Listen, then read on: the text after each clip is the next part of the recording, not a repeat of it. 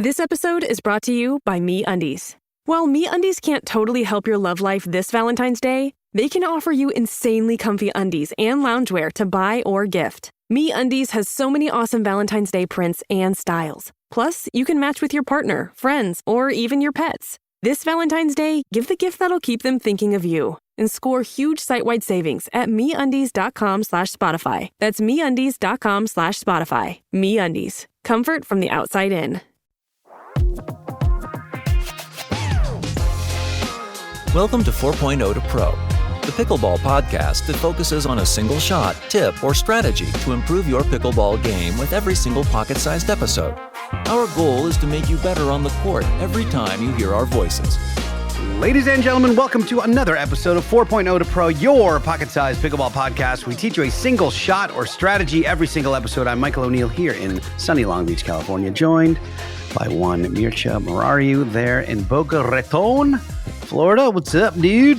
How you doing, buddy? Listen, I really need to compliment you on the excellent pronunciation of my name that you've gradually gotten better and better at. And that, my friend, is no easy task. So I want to give you a big shout out for that. So everyone out there, give Michael a hand. Yeah, it is not the easiest name in the world. But I will say it has not been gradual. Ever since we met in person and I heard you introduce yourself, I went, oh, because I think I was saying Mircea instead of Mircea.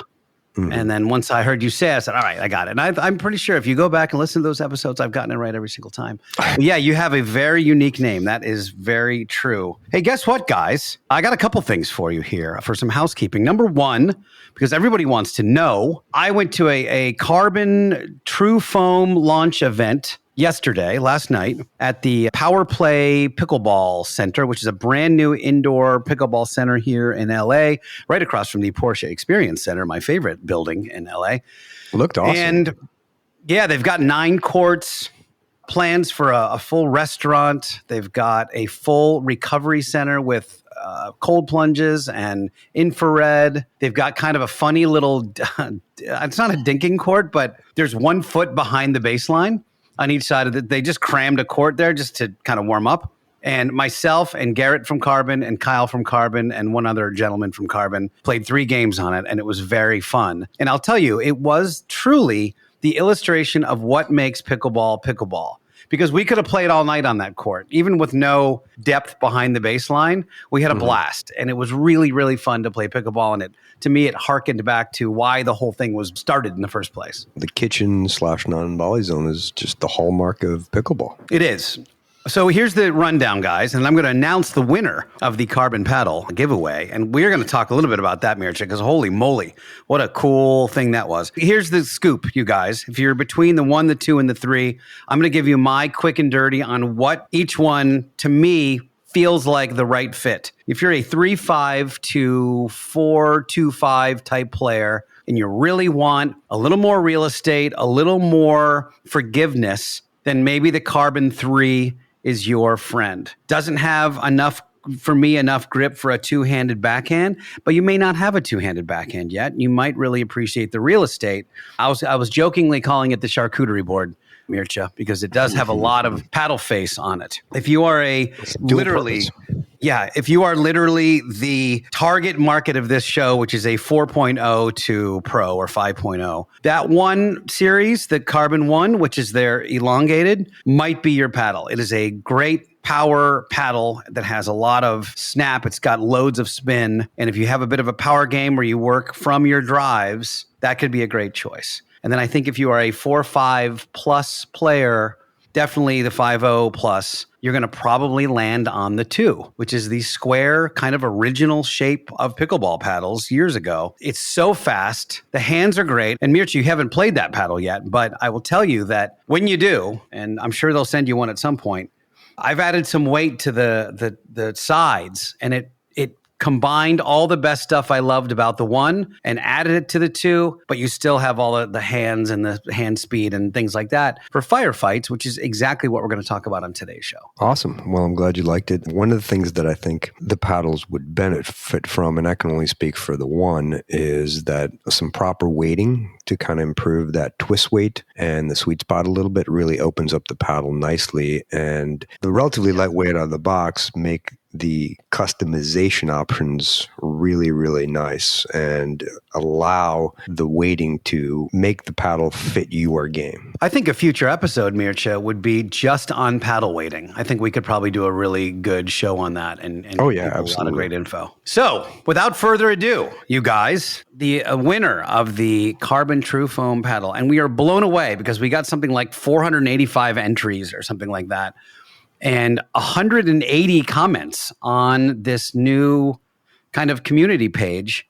But the winner of the Carbon TruFoam paddle is none other than Melissa Bonito. Melissa, you will be receiving an email. You'll have already received an email by the time you hear the show. And the paddle we have for you is a Carbon 3. If you'd prefer one of the other shapes, please let me know, and I'll see if I can arrange it with Carbon ahead of time before we send it your way. And if not, I'm sure we can go through the thing where you get it and then send it back to them and they'll swap it out for you. So congratulations, Melissa. Well done, ladies and gentlemen. Yeah, congrats, Melissa. And we would love some feedback on the paddle once you get it. And if you have any questions about weighting, we'd be happy to communicate that with you. So please feel free to reach out. And I want to just thank everyone that signed up. And Do you believe the comments? oh, they It's were crazy. amazing. Really, really cool. Crazy. Very humbling, very gracious. Just can't say enough about the participation. Really, really awesome. And it means a great deal to us in the show. And we want to let everyone know that we really appreciate it tremendously. Well, one thing we're going to do, Mircea, that you and I have talked about a bunch is there's no other podcast that really tries to create community within this pickleball world, and that is going to be our charge for 2025. We want people that listen to this show, that understand some of the concepts. If you've ever been on a court with somebody who listens to the show, you guys already kind of know where to go and what the expectations are as far as communication and split stepping and blah, blah, blah. So it's really nice to be able to do that. So what we do is this brand new app, which is called Station. And I met these guys and they said, let's set this thing up for you. And we did. Well, they've started a few different communities. One is North Carolina, San Francisco, Kansas, Austin, New York City, South Carolina. There's a whole bunch. And if you guys want to jump on, I think you just go to 402p.com/contest still. If that doesn't work, I'll get you guys the right link in the future. Get in there and start making comments and start talking. It's almost like a more organized Discord.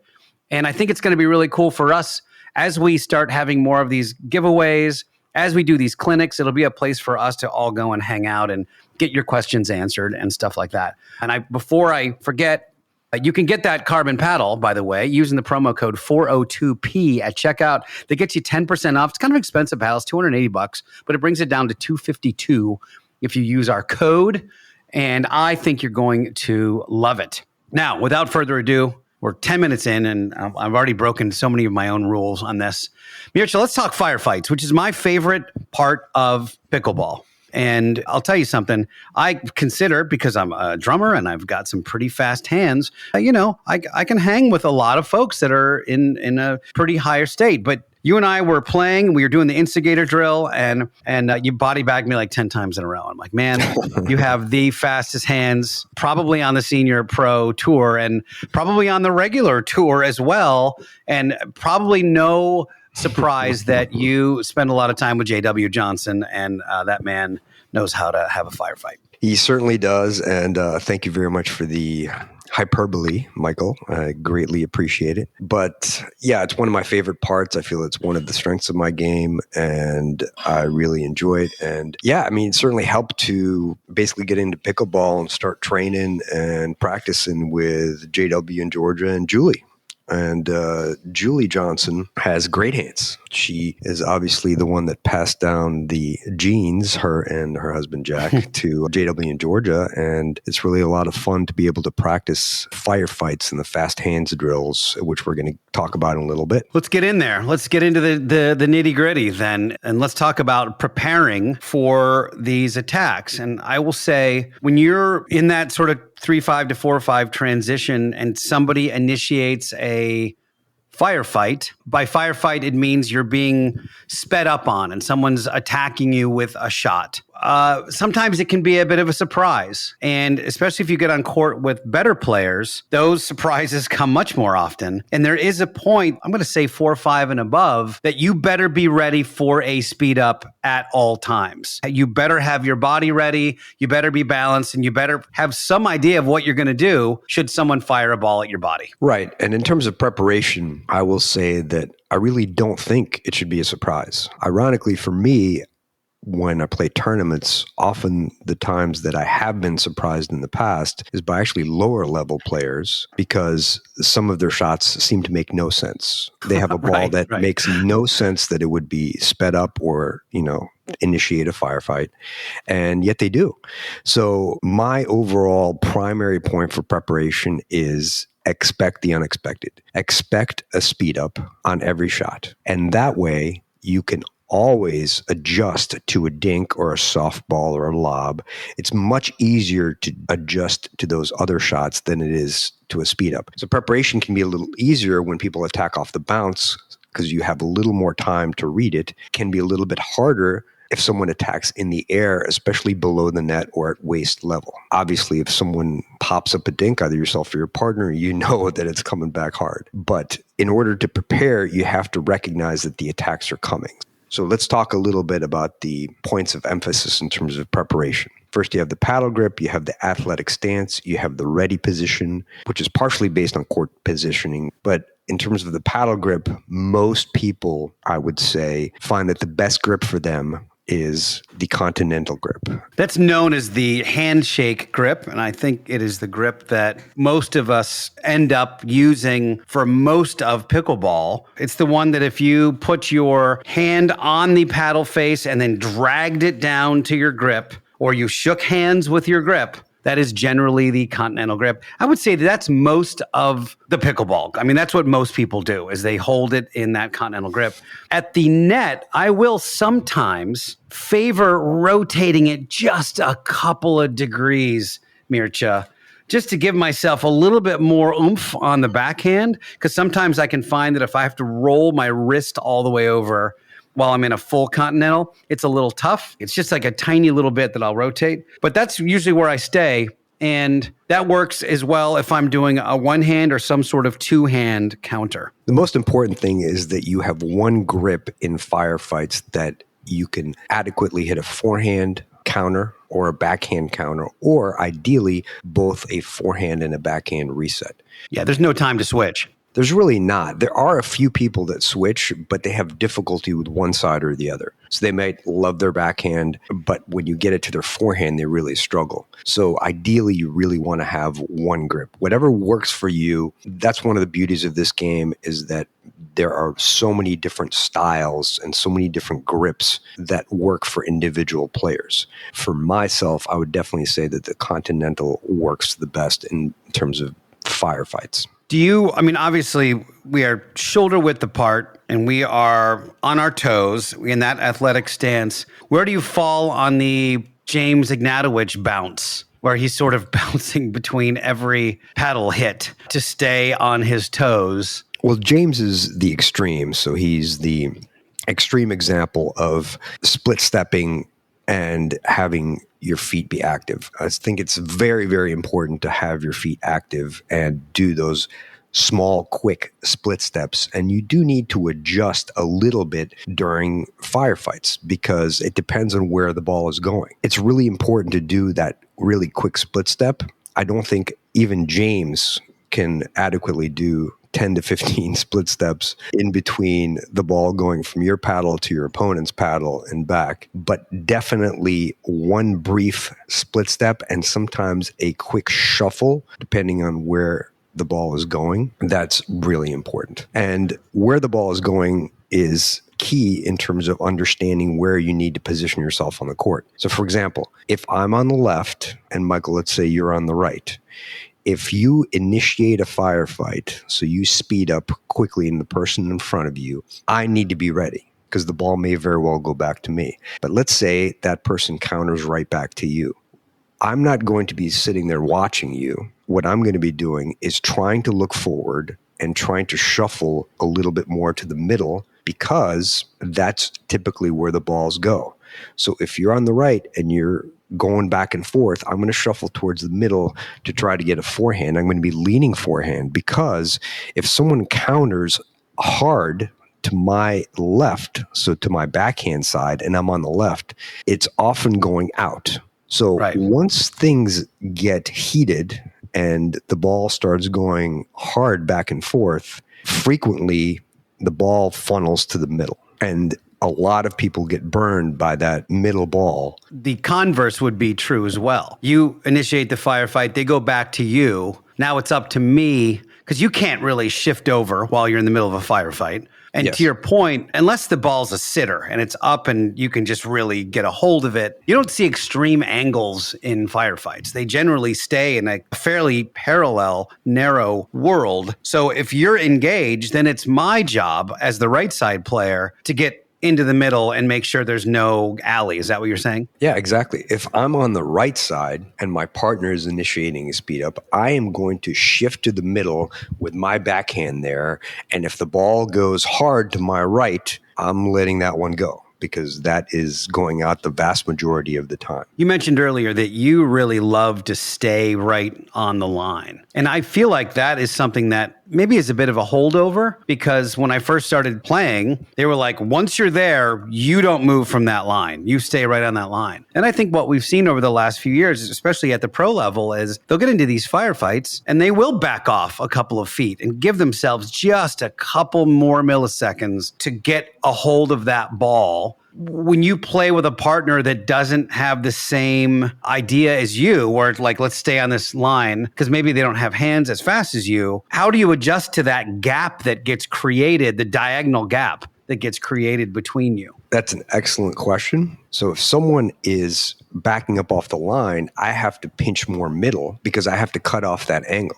So I need to cover more space. I really need to cover that area that is being opened up by my partner backing up. And I will probably back up a little bit in the setting of a pop-up. The issue if you're backing up, which is completely fine, is not to back up too far, number one. And number two, if you do back up, you really need to maintain that athletic posture, either leaning slightly forward or at least neutral. Because what I see very frequently is people backing up, and they are backing up in a non-athletic posture or straight. And what happens is your paddle will be facing up or very open, and so they pop the ball up, or they don't hit the ball back over the net because they're backing up, so their momentum is backwards. As long as you readjust by doing that split step and maintain your posture forward or at least neutral, you can back up some. But if you notice, if backing up 10, 12, 15 feet, so you're almost at the very middle of the transition zone, it's really hard to reset perfectly in the kitchen because it's a longer distance. It opens up that middle and forces your partner to cover more court. And it also opens more shots. And the way I look at it is this way. If you are my opponent and you are 10 to 15 feet back off the kitchen line, that's where I want you, because that opens up more shots for me. I can go behind your partner. I can hit it down at your feet. I can hit it hard at you, or I can hit it soft and I can stretch you out. There's so many more things that I could do. So often the way I evaluate my own court positioning is thinking about what my opponent wants and where do they want me to be. It's more likely they want you to be further back because it opens up more shots for them. So I don't want to give them what they want. So make your opponent hit a harder shot. I feel like the only time you're going to back that far off the line is if somebody pops up an overhead and you're in trouble. Of course. You want to stay a little more up front. Well, one thing we haven't spoken about yet, and again, J.W. Johnson, it's so fortunate that you happen to train and work with him. He's so still at the line. It reminds me of a mogul skier. You ever watch like an Olympic mogul skier? Their torso is so still as their feet and their hips are compressing and compressing and compressing, but their torso stays vertical and it's very still. And I almost feel the same way when you're in a firefight. You watch JW, he's in that athletic stance. His legs are shoulder width apart. He's on his toes. He's leaning forward into the kitchen. Typically, his arm is fully extended like he's reaching out to his opponents. And this might be important. His elbow is high. We haven't talked about the high elbow, but that pivot is such an important pivot in the middle of a firefight. You've got a high elbow And he's so freaking still with the rest of his body. Like it's almost like his elbow is doing everything. And he's just back and forth and back and forth and back and forth. You don't see a lot of torso rotation. Everything is so compact and between his shoulders when he's in the middle of these firefights. Can you speak to that a little bit? Yeah, with most shots, the successfully executed shots are basically when you are in the correct position, number one, to begin with.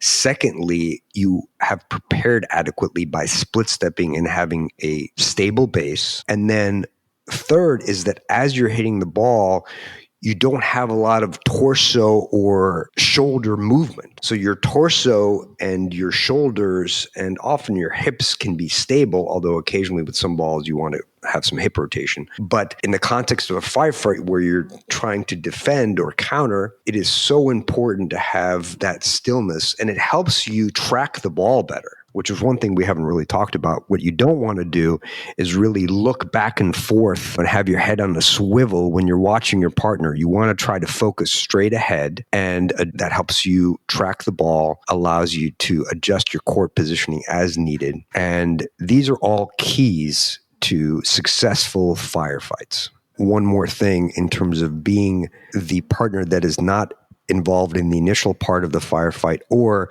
perhaps the firefight has been transferred to your partner. You should not be static. So you want to shuffle to your left or right, depending on where the ball is going, and you want to be prepared to counter or reset. You really want to be shuffling left or right, so you want your feet active, your torso wants to be relatively still and upright, and your hips want to be forward towards the net, or perhaps slightly angled if your partner is involved in the fight. Like if I'm on the left, I might angle my hips a little bit more toward the ball to be ready and be able to pounce or counter on a ball rather than just straight ahead. The important thing is that you're not just static, that you're dynamic in terms of your core positioning and your footwork. And that allows you to be in the correct spot and allows you to get better balls. I was just going to ask you how you felt about how much rotation your non-involved partner should do. So you shouldn't be at a 45. You should be still mostly squared up with your opponents, but perhaps leaning a little bit towards wherever the action is. And the second part of this is, we spoke a couple weeks ago about half tracking versus full tracking. Full tracking being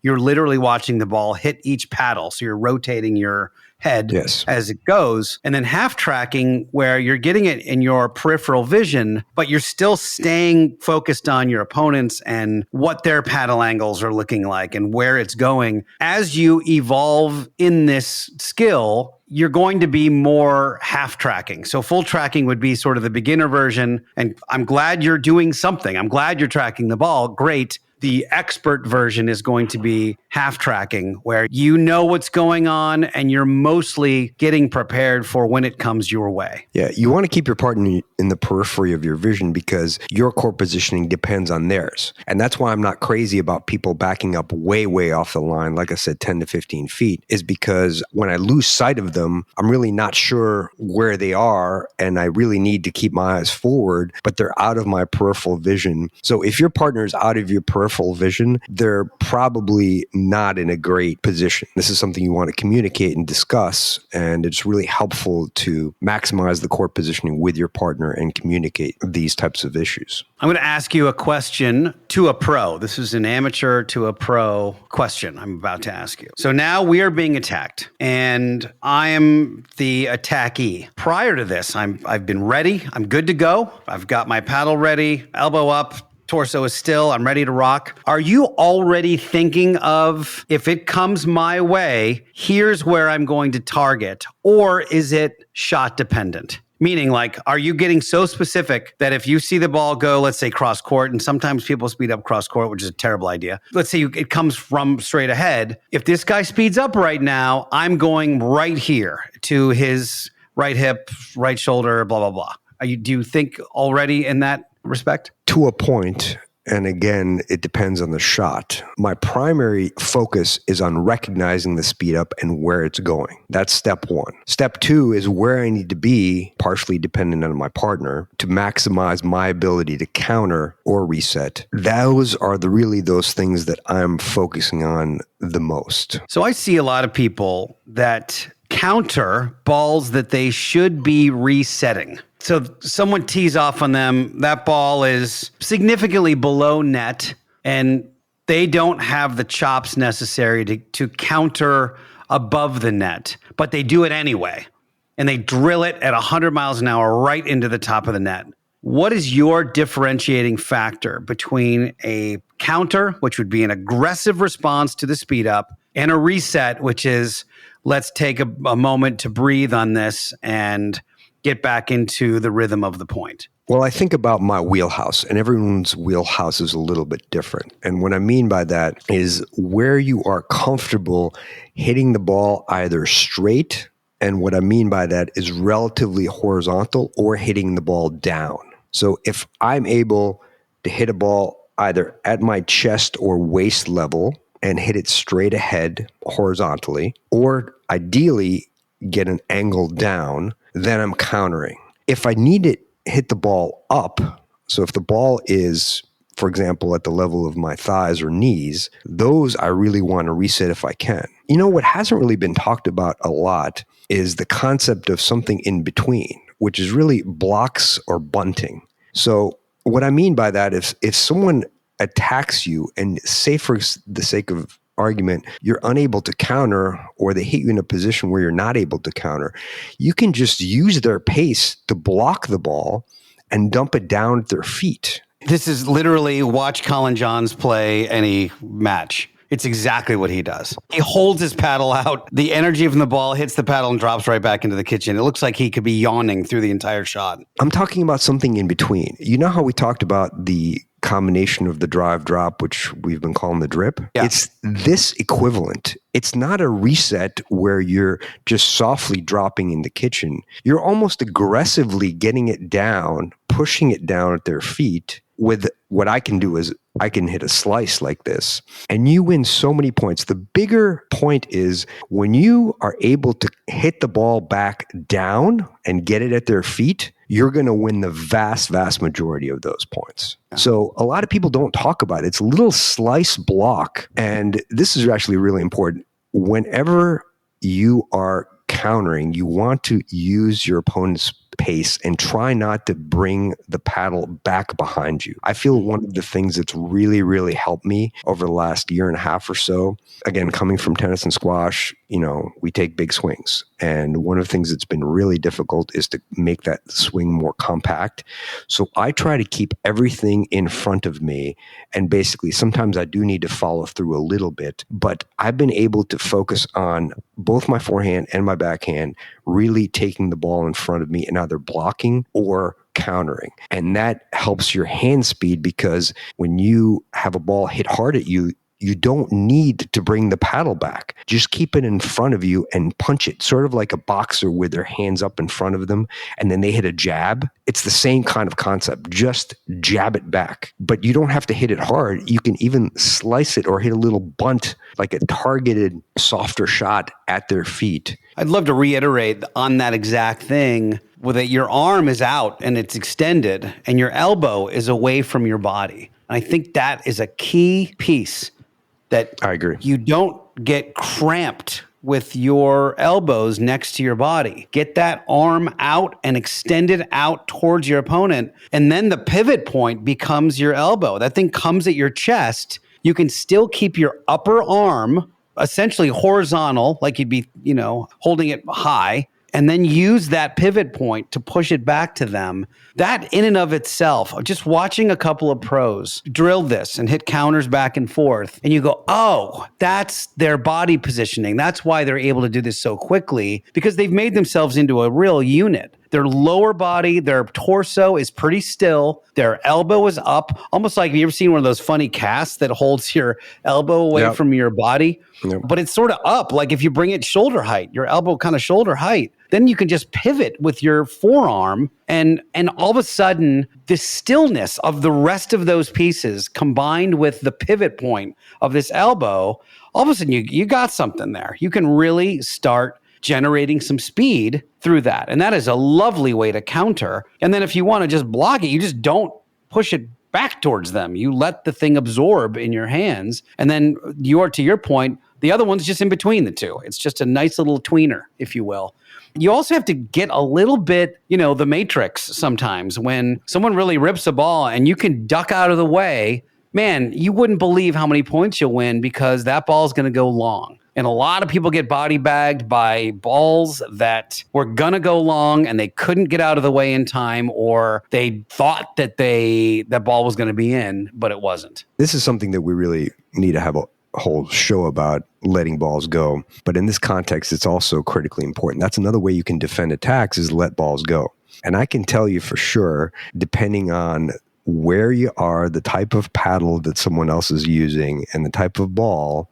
And what I mean by where you are, if you're in Colorado or California, or if the weather's cold, or if you're using a Dura, and if they're using, for example, a Eula Mod or an Engage or a Gearbox Pro Power, and even sometimes if they're using just let's say even a soft paddle, if I speed up and that person counters at me hard back, and then I hit a counter a little bit low, if they counter again, that ball is going out 999,000 times in a row. I am telling you, that ball is going to go out. So that's where you get to the reset decision. If the ball is low and you're countering, if you're countering from low to high and you're hitting the ball hard, that ball is going out. So what you need to do as an opponent of that, if someone's countering the ball low, you need to recognize that they're countering low and that ball is going high, so you just get out of the way. And a lot of times people say, oh,